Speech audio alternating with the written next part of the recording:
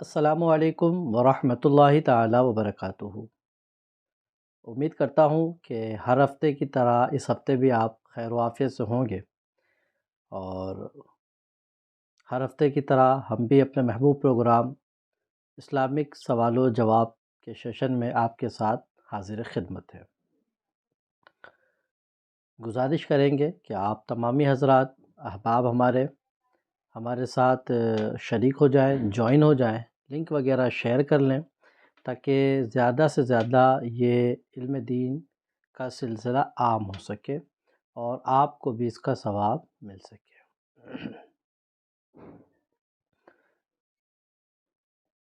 تو آئیے گفتگو کا آغاز کریں۔ اس سے پہلے عقیدت کے ساتھ نبی پاک صلی اللہ علیہ وسلم کی بارگاہ میں درود شریف پڑھ لیں۔ اللہم صلی علی سیدنا و مولانا محمد بارک وسلم، صلاۃ و سلام علیک یا رسول اللہ صلی اللہ تعالی علیہ وعلی آلہ واصحابہ وبارک وسلم۔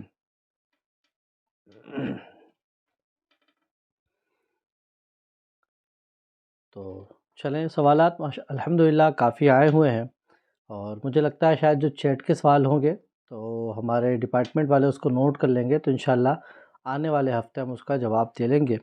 آج آئے ہوئے سوالوں کو شامل پروگرام کرتے ہیں، اور سب سے پہلا سوال یہ دہلی سے محبوب خان صاحب کا پوچھ رہے ہیں، حضرت مرد کی کمائی پہ سب سے زیادہ حق کس کا ہوتا ہے، بیوی کا یا اس کے والدین کا؟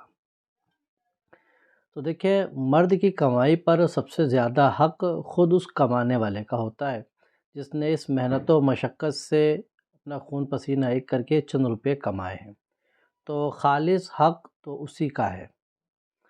اور اب اس کے علاوہ دیکھا جائے تو اس پیسوں پر حق کس کا ہے، تو پیسوں پر حق نہیں ہوتا ہے۔ ہاں، اب اس میں کس کس کی روزی جڑی ہوئی ہے، تو بیوی کا نان و نفقہ شوہر کے ذمہ ہے، تو اس کا انتظام کرنا شوہر کی ذمہ داری ہے۔ اسی طرح والدین ساتھ رہتے ہیں تو ان کے بھی نان و نفقہ کا انتظام اسی کے ذمہ ہے۔ ساتھ نہیں رہتے لیکن وہ محتاج ہیں تو ان کا بھی انتظام کرنا اسی کے ذمہ ہوتا ہے۔ تو اصل کمائی کا حقدار خود یہ مرد ہے جس نے کمایا ہے، اس کے بعد حسب مراتب جس کا نفقہ اس کے اوپر واجب ہے اس کو اتنا بقدر ضرورت نفقہ دینا یہ اس پر ضروری ہوگا۔ واللہ تعالی عالم۔ جھارکھنڈ سے ایک دوسرا سوال ہے، پوچھ رہے ہیں، حضرت میرے والد صاحب اکثر غصے میں آ کر مجھے بد دعا دیتے ہیں، حالانکہ میں ان کی نافرمانی بھی نہیں کرتا، کبھی نافرمانی کا سوچ بھی نہیں سکتا، تو اس بارے میں شریعت مطہرہ کا کیا حکم ہوگا؟ دیکھیں، یہ دیکھا جائے گا کہ آپ کے والد محترم آپ کو جو بد دعا دے رہے ہیں وہ کیا سبب ہے۔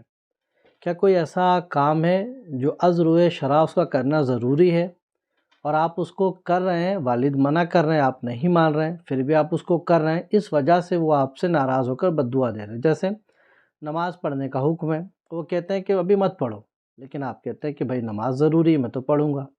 داڑھی رکھنا ہے، وہ کہتے ہیں کہ نہیں سیونگ کرا لو، آپ کہتے ہیں نہیں میں تو رکھوں گا۔ تو ایسا کام کوئی ہے جس کا شریعت آپ سے مطالبہ کر رہی ہے اور اس کو منع کر رہے ہیں اور آپ کر رہے ہیں، اس وجہ سے وہ آپ سے ناراض ہو کر بد دعا کر رہے ہیں، تو اس کی کوئی فکر نہ کریں، اس لیے کہ اللہ رب العزت نے جن کاموں کو منع کر دیا، گناہ کر دیا ہے، تو اس میں اب کسی کی نہیں ماننا۔ لا طاعۃ لمخلوق فی معصیۃ الخالق۔ اور اگر کوئی کام ایسا ہے جو مباح مستحب ہے، یعنی اس کو آپ چھوڑ سکتے ہیں، کوئی گناہ نہیں ہے، والد صاحب کہہ رہے ہیں پھر بھی آپ نہیں چھوڑ رہے ہیں، تو اس سبب سے آپ ضرور گناہ گار ہوں گے۔ پھر آپ نے لکھا ہے کہ حالانکہ میں ان کی نافرمانی نہیں کرتا تو بھی وہ مجھے بد دعا دیتے ہیں، غصہ کرتے ہیں۔ آپ خود بتائیے، کیا کوئی انسان ایسا بیٹھا بیٹھے غصہ ہو جائے گا؟ کوئی نہ کوئی تو سبب اس کے پیچھے ضرور ہوگا جس کی وجہ سے وہ ناراض ہو رہے ہیں۔ بغیر سبب کے ایسے ہی بیٹھے بیٹھے غصہ ہو جانا، آپ کو بد دعا دینے لگ جانا، یہ تو عقل میں آنے والی بات نہیں ہے، جبکہ وہ خاص آپ کے والد ہیں۔ تو اس لیے اس کے پیچھے ریزن تو ضرور ہے، البتہ آپ نے وضاحت نہیں کی، تو میں نے دو راستے آپ کے سامنے رکھ دیے ہیں۔ اگر ایسا کام ہو جس کا شریعت پر کرنا ضروری ہی ہے، اس سے منع کر رہے ہیں پھر بھی آپ کر رہے ہیں، تو فکر نہ کریں، کرتے رہیں۔ اور ایسا کام ہے شریعت اس کا مطالبہ سختی سے نہیں کرتی، اب والد منع کر رہے ہیں تو ان کی رضامندی کے لیے آپ کو اس کام کو ترک کرنا ضروری ہوگا، ورنہ گناہ گار ہوں گے۔ واللہ تعالی عالم۔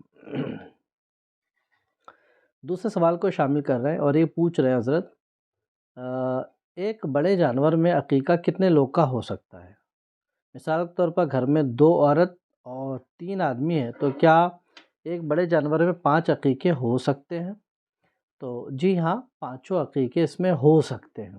یہ جو کہا گیا ہے کہ لڑکی کے لیے 1 اور لڑکے کے لیے 2 بکرے، تو یہ مستحب ہے، لیکن کسی کو اگر ایک ہی میسر آ رہا ہے، ایک ہی بکرا کرتا ہے تو بالکل ہو جائے گا، اور بڑے جانور کا ایک حصہ ایک بکرے یا ایک بکری کے مقابل میں ہوتا ہے۔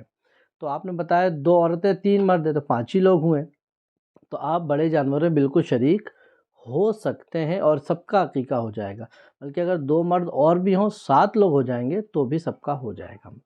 ٹھیک ہے، واللہ تعالی عالم۔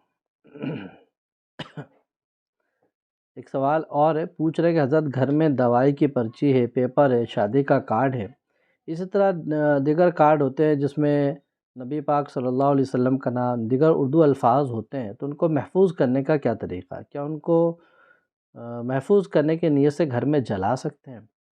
دیکھیں جتنے متبرک اشیاء ہیں جس میں متبرک نام لکھے گئے ہیں، تو ان کی حفاظت کا طریقہ تو یہ ہے کہ ان کو جب وہ پڑھنے کے قابل نہ ہو تو کہیں محفوظ جگہ گڈھا کھود کر اس کو زمین میں دفن کر دیں، تو وہ سب سے بہتر جگہ ایسی جگہ ہو جہاں پاؤں وغیرہ نہ پڑتے ہو، محفوظ جگہ ہو۔ باقی محفوظ کرنے کی نیت سے جلانے کی اجازت نہیں ہوگی۔ ٹھیک ہے، واللہ تعالی عالم۔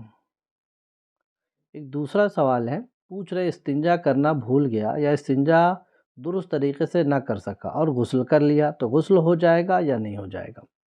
دیکھیں غسل اگر اس اہتمام کے ساتھ کیا ہے کہ سر کے بالوں سے لے کے پاؤں تک یہ پورے بدن میں ایک ذرہ بھی سوکھا نہیں ہے، بلکہ ہر عضوِ بدن پر پانی پہنچ چکا ہے، تو پھر اس کا بالکل غسل ہو جائے گا۔ استنجا آدھا ادھورا یا بالکل نہ کرنے سے غسل پہ فرق نہیں پڑے گا۔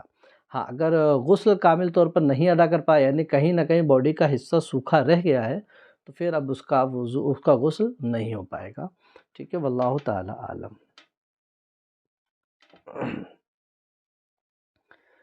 ایک سوال اور کر رہے ہیں حضرت، سوال یہ ہے کہ کیا اہلیہ کے ساتھ روزانہ صحبت کر سکتے ہیں یا نہیں کر سکتے ہیں؟ دیکھیں نکاح ہو جانے کے بعد تو جو مخصوص ایام عورتوں کے ہوتے ہیں، مخصوص ایام کے علاوہ آپ جب بھی رات میں تعلقات قائم کرنا چاہیں تو بالکل قائم کر سکتے ہیں، اب چاہے وہ ہفتے میں ہو، 5 دن میں ہو، 2 دن میں ہو یا روزانہ ہو، شریعت منع نہیں کرتی ہے۔ بس ایک کنڈیشن جو آپ کو دیکھنی ہوگی، ایک یہ کہ ناپاکی کی حالت میں نہ ہو، اور دوسرا یہ روزانہ صحبت کرنے سے اس کو یا آپ کو جسمانی کمزوری یا اور کوئی بیماری یا چڑچڑاپن لاحق نہ ہو۔ تو اگر دونوں خوشی ہیں، راضی ہیں اور دونوں ویسے ہی لطف اندوز ہو رہے ہیں جیسے کہ اور دنوں میں لطف اندوز ہوتے ہیں، تو کر سکتے ہیں۔ لیکن جو تجربہ ہے اور جو مشاہدہ ہے وہ یہ ہے کہ روز روز کرنے سے ایک تو وہ دلچسپی ختم ہو جائے گی، دوسرا ایک چڑچڑاپن بھی آ جائے گا، تیسرا ایک نکاہت کمزوری بھی آپ کو فیل ہوگی، اور جو لطف ایک رکھا گیا نا وہ پھر مزہ نہیں رہ جائے گا۔ ہاں اگر کچھ دن گیپ کر کے کرتے ہیں، ہفتے میں، 15 دن میں یا ہفتے 2-4 دن میں، تو لطف بھی آئے گا اور دونوں پرسکون بھی ہوں گے، کیونکہ ایک فزیکل ایک کیفیت بدن میں رکھی گئی ہے جو ایک نفسانی تقاضا اندر سے ہوتا ہے، اس کے بعد اس کو پورا کرتے ہیں تو ایک الگ کیفیت و خوشی محسوس ہوتی ہے، جو روزانہ کے بیس پہ وہ محسوس نہیں ہوگی، جہاں تک میں سمجھتا ہوں۔ بہرحال شریعت کا حکم یہ ہے کہ اگر دونوں راضی ہوں، کسی کو کوئی تکلیف نہیں پہنچ رہی تو کر سکتے ہیں، اگر دونوں میں سے کسی کو تکلیف پہنچے گی تو اس کی رعایت کرنی پڑے گی، واللہ تعالی عالم۔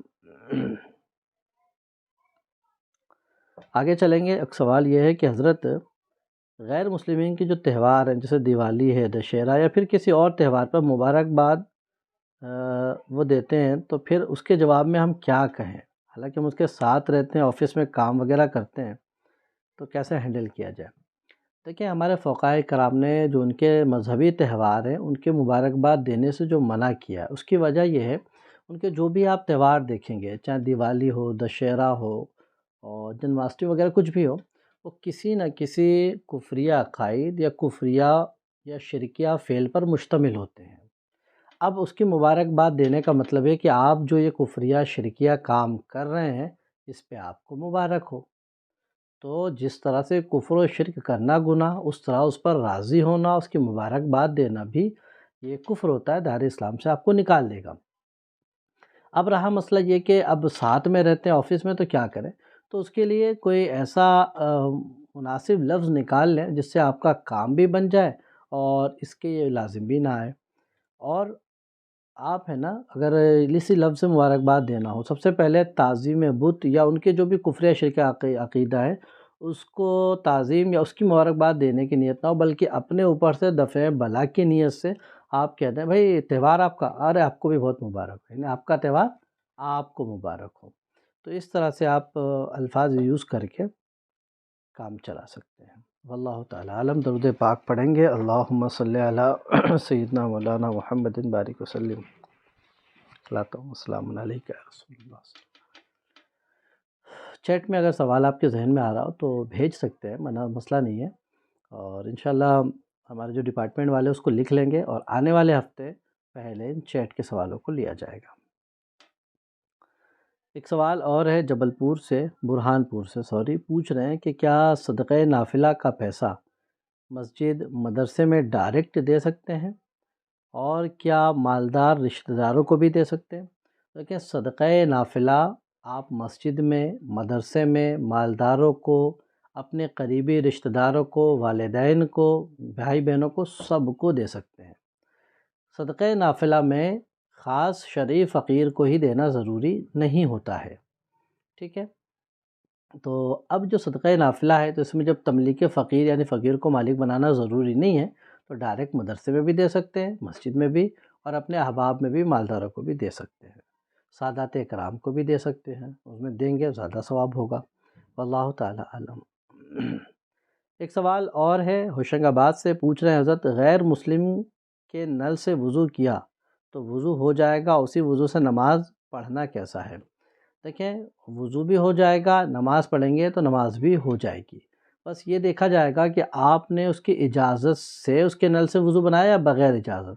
اگر اجازت سے بنایا ہے تو آپ کو کوئی گناہ بھی نہیں ہے، اور اگر بغیر اجازت اس کا پانی استعمال کیا ہے تو یہ بغیر اجازت پانی استعمال کرنا یہ ناجائز ہوگا، اس کی وجہ سے آپ گناہ گار ہوں گے۔ لیکن اعضائے وضو دھل گئے ہیں، نماز صحیح طور پر ادا کی ہے تو نماز بالکل ہو جائے گی، واللہ تعالی عالم۔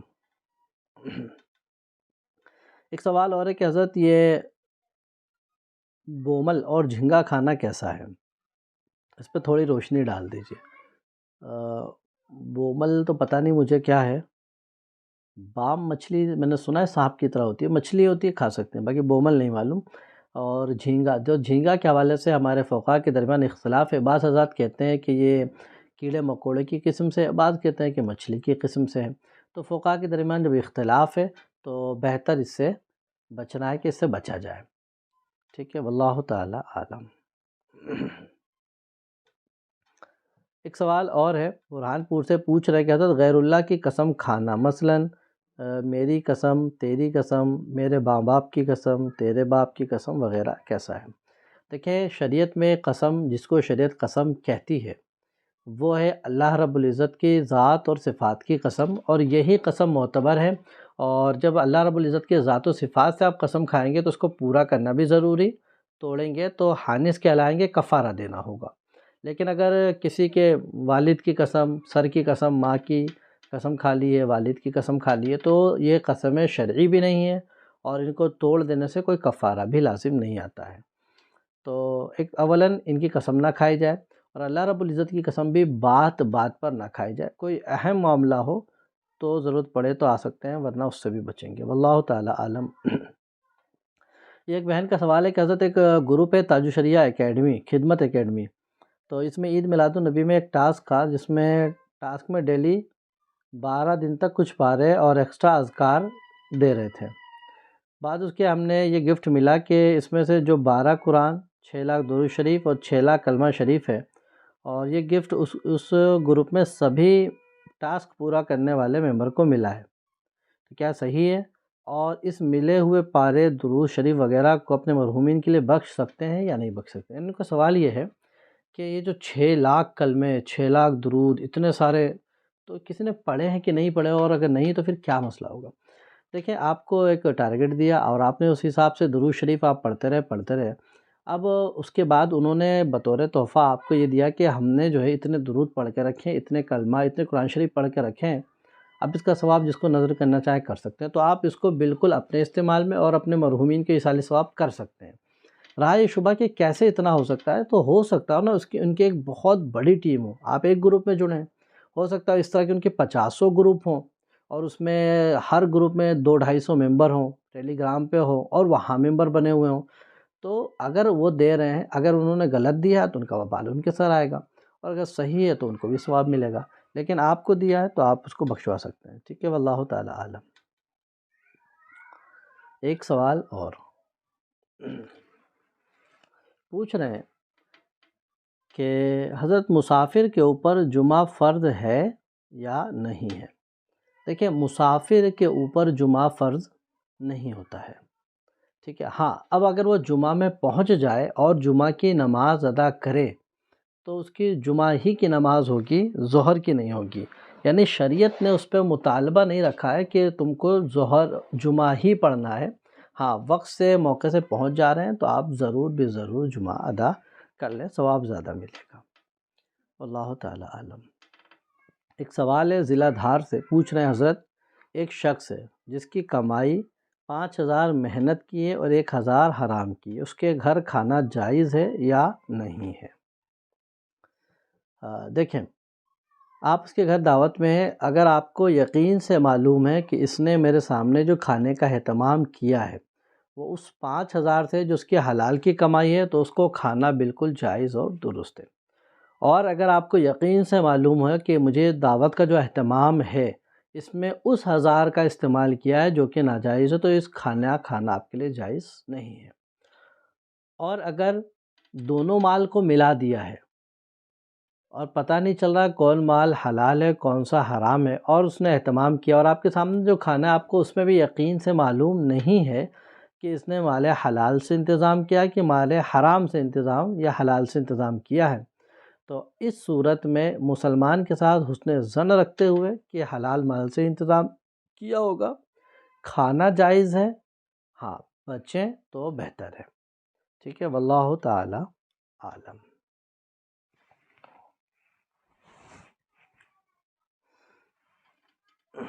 درود پاک پڑھیں ذرا، اللہم صلی علی سیدنا مولانا محمد.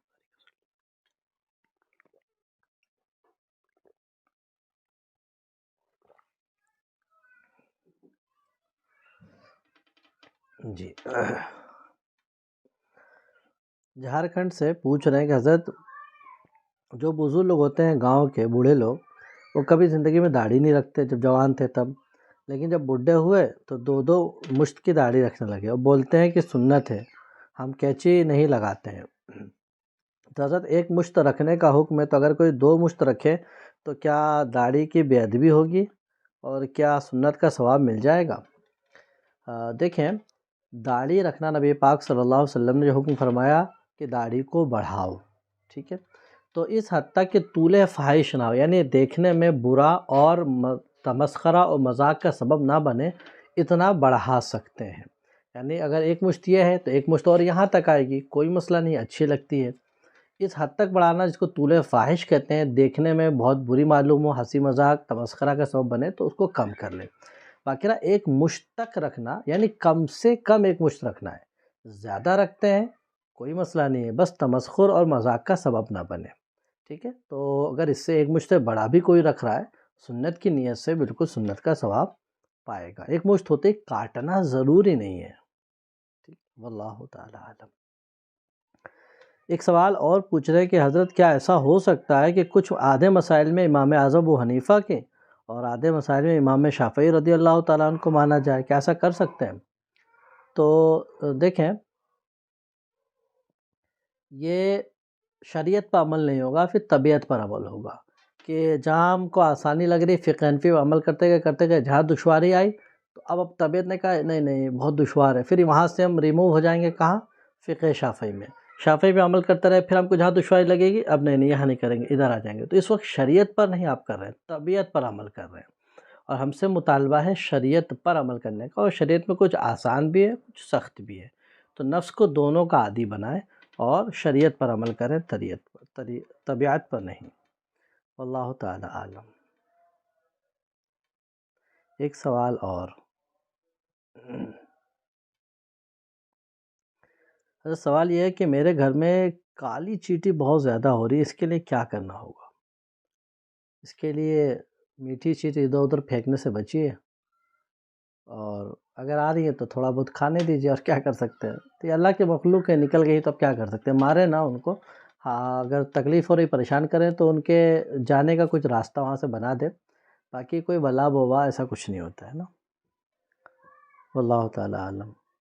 ایک سوال ہے کہ حضرت جیسے آج کل دکاندار آدھار کارڈ پر پیسے دیتے ہیں نکال کر آپ کے اکاؤنٹ سے، اور اس پر کچھ چارج لیتے ہیں، تو کیا ان کا اس طرح سے جیسے 1000 روپے کبھی 100 روپے کبھی 50 لیتے ہیں، تو کیا یہ سود تو نہیں اور ایسا کرنا درست ہے؟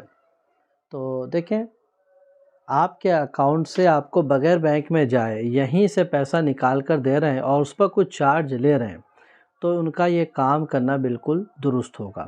ہاں، اس میں ایک شرط یہ ہوگی کہ جو چارج لے رہے ہوں وہ چارج معلوم اور متعین ہونے چاہیے، یعنی ایسا ہو کہ 1000 روپے میں 100 روپے، ہر 1000 پر 100 روپے، یعنی 2000 پر 200، 3000 پر 300، 5000 پہ 500 روپے لیں گے، تو فکس یعنی آپ کی اجرت معلوم اور متعین ہو تو اس طرح سے کرنا بالکل درست ہے۔ اور اگر یہ ہو کہ جو سمجھ میں آئے دے دینا، ٹھیک ہے، اپنے گھر کیوں لے لینا، تو پھر یہ اجارہ فاسد، یہ درست نہیں ہوگا۔ واللہ تعالی عالم۔ چلے اور آگے بڑھتے ہیں، کتنا ٹائم ہو رہا ہے؟ تھوڑا سا ٹائم ہے، ابھی سوالات بھی ہیں اور مجھے بھی جانا ہے، تو جلدی جلدی شامل کرتے ہیں، ٹھیک ہے؟ تو پوچھ رہے ہیں کہ بھائی سوال یہ ہے کہ اللہ کے ولی نمازیوں کو زیادہ پسند کرتے ہیں، تو جو نماز نہیں پڑھتے تو اللہ کے ولی ان کو اپنے در پر کیوں بلاتے ہیں؟ تو دیکھیں، اللہ کے ولی جو ہے روحانی ڈاکٹرز ہیں، تو جس طرح ڈاکٹرز کے وہاں اچھے مریض بھی آتے ہیں، خراب سے خراب مریض بھی آتے ہیں، تو جو نماز نہیں پڑھتے ان کو در پہ اس لیے بلاتے ہیں کہ بھائی یہاں آؤ، اور ان کے دل میں نماز روزے کا ہو سکتا ہو جذبہ پیدا ہو، ٹھیک ہے؟ تو اصلاح حال کے لیے بلا رہے ہیں، ہو سکتا ہو کہ یہاں آ کر اس کی دل کی دنیا بدل جائے، ٹھیک ہے؟ واللہ تعالی عالم۔ ایک سوال اور پوچھ رہے ہیں کہ آج میرے ہاتھ سے یاسین شریف گر گئی اور تھوڑا سا پیر لگ گیا مجھے، تو مجھے کیا کرنا ہوگا؟ دیکھیں، دھوکے سے اگر قرآن مقدس سے کوئی پارہ گر جاتا ہے تو اس پہ کوئی گناہ نہیں ہے، کیونکہ بندہ جان بوجھ کے نہیں کیا اس نے۔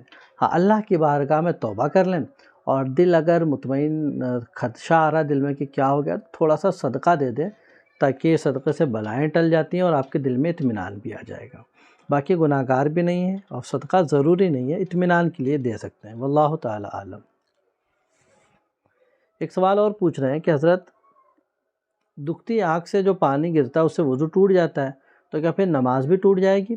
تو دیکھیں، دکھتی آنکھ سے جو آنسو نکلتے ہیں، پانی نکلتا ہے، اس سے وضو ٹوٹ جائے گا۔ اب جب آپ نماز پڑھ رہے ہیں، نماز میں ہیں، تو جب وضو نہیں تو نماز بھی ٹوٹ جائے گی، تو پھر آپ کو نماز کے لیے پھر دوبارہ وضو کرنا ہوگا۔ واللہ تعالی عالم۔ ایک سوال اور پوچھ رہی ہیں کہ حضرت مجھے پوچھنا ہے کہ بیٹیاں بہت ہیں، بیٹے کی چاہ ہے تو کیا کریں؟ دیکھیں، بیٹا اور بیٹی سب تقسیم ہے اللہ تعالیٰ کی ہے، اللہ تعالیٰ جس کو چاہتا ہے بیٹے دیتا ہے اور جس کو چاہتا ہے بیٹیاں دیتا ہے، یہ اس کی تقسیم ہے، اس کی رضا پر راضی رہیں۔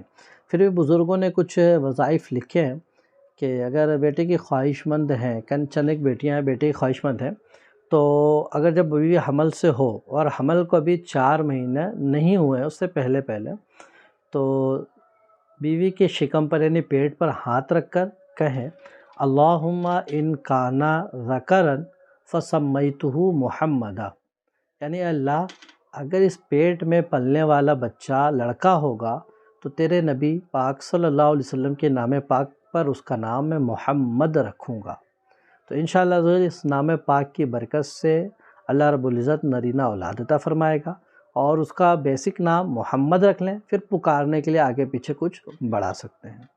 واللہ تعالی عالم۔ چلیے ایک سوال اور پھر دیکھتے ہیں، تھوڑا ٹائم بھی ہو رہا ہے۔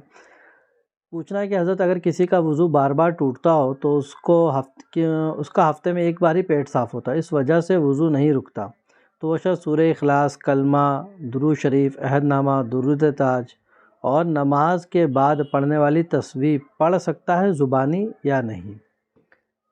دیکھیں، آپ نے نماز کا تو پوچھا نہیں، ذکر و اذکار کا پوچھا ہے، تو تسبیح ہے، کلمہ ہے، درود شریف ہے، درود تاج ہے، جو بھی آپ نے لکھا ہے، یہ قرآن کی کوئی آیت ہے، تو بے وضو زبانی اس کو بالکل پڑھ سکتے ہیں، اس میں کوئی حرج نہیں ہے۔